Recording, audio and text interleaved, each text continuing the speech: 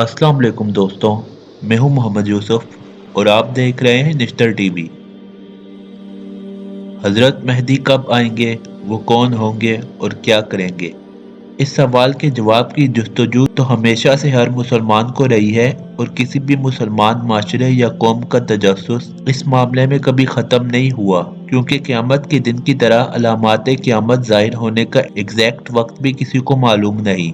इस मामले में क्या रवैया अपनाया जाए, इसकी रहनुमाई हमें रसूलुल्लाह सल्लल्लाहु अलैहि वसल्लम की ज़िंदगी से मिलती है कि रसूलुल्लाह सल्लल्लाहु अलैहि वसल्लम से किसी ने पूछा कि क़यामत कब आएगी, तो आप सल्लल्लाहु अलैहि वसल्लम ने जवाब में फरमाया कि तुमने इसके लिए क्या तैयारी की है।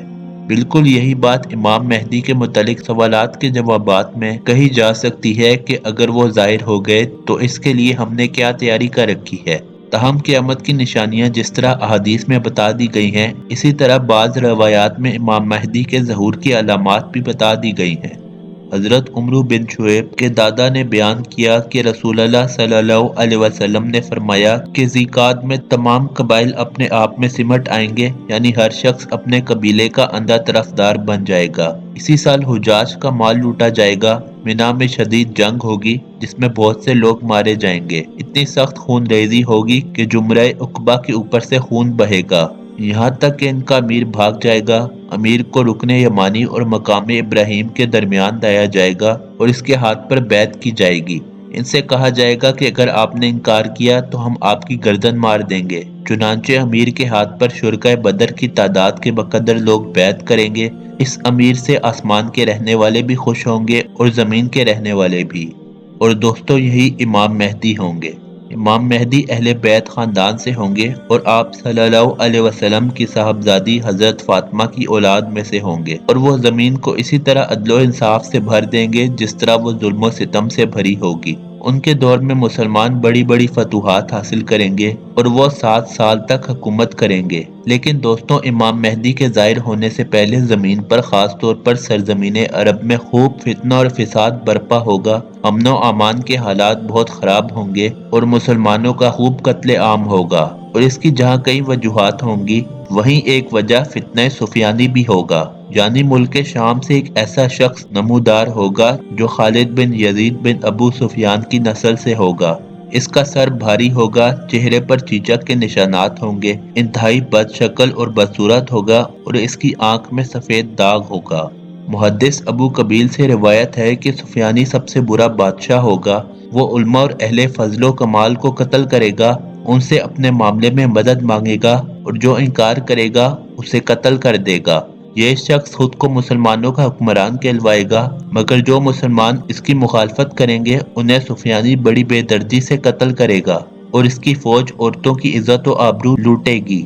बाज रवायात से पता चलता है कि सुफियानी शुरू में मुसलमानों का हमदर्द और खैरख्वाह होगा, लेकिन बाद में इसका दिल बदल जाएगा, यानी बातिल कुव्वतें इसे मुसलमानों की जाली क़यादत के लिए तैयार करेंगी। लेकिन जब वो मुसलमानों में मकबूलियत हासिल कर लेगा तो अपने असल प्लान पर अमल शुरू करके इस्लाम और इस्लामी तालीमात के खिलाफ सफ आरा हो जाएगा। ये हलाल हराम के मसाइल में रद्दोबदल करने लगेगा और शराब और जिना और सूद और जुए जैसी हराम चीजों में भी शकूक व शुबात और वसवसे पैदा करके उन्हें हलाल करने लगेगा। इसके नजदीक 5 वक्त नमाज की पाबंदी करना भी कोई लाजमी अमल ना होगा।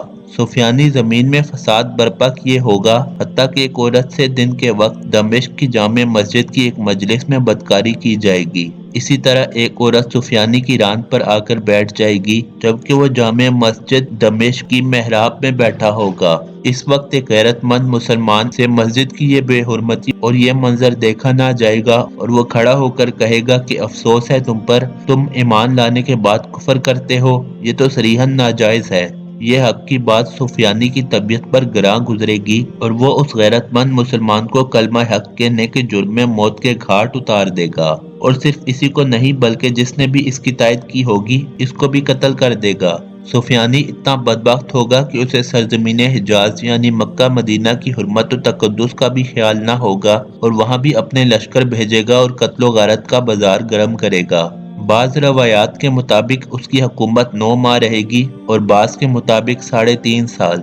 اسی دوران مکہ میں امام مہدی کا ظہور ہوگا اور یہ بات ساری دنیا میں پھیل جائے گی۔ سفیانی امام مہدی کو شکست دینے کے لیے سرزمین شام سے ایک لشکر روانہ کرے گا جو مکہ اور مدینہ کے درمیان بیدا کے مقام پر دھس جائے گا۔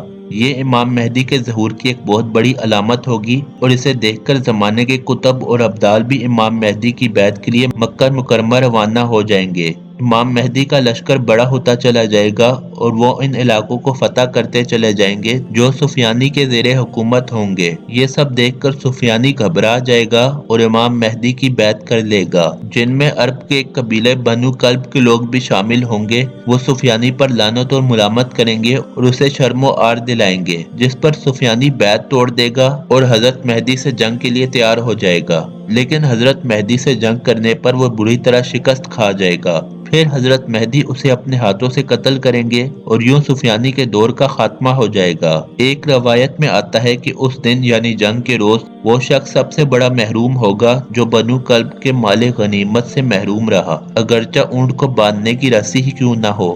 اس پر حضرت حذیفہ رضی اللہ تعالیٰ عنہ نے سوال کیا کہ یا رسول اللہ صلی اللہ علیہ وسلم، ان کے ساتھ قتال کرنا کیسے جائز ہوگا حالانکہ وہ تو توحید کے قائل ہوں گے؟ اس پر آپ صلی اللہ علیہ وسلم نے فرمایا وہ شراب کو حلال سمجھنے اور نماز نہ پڑھنے کی وجہ سے کافر قرار دیے جائیں گے۔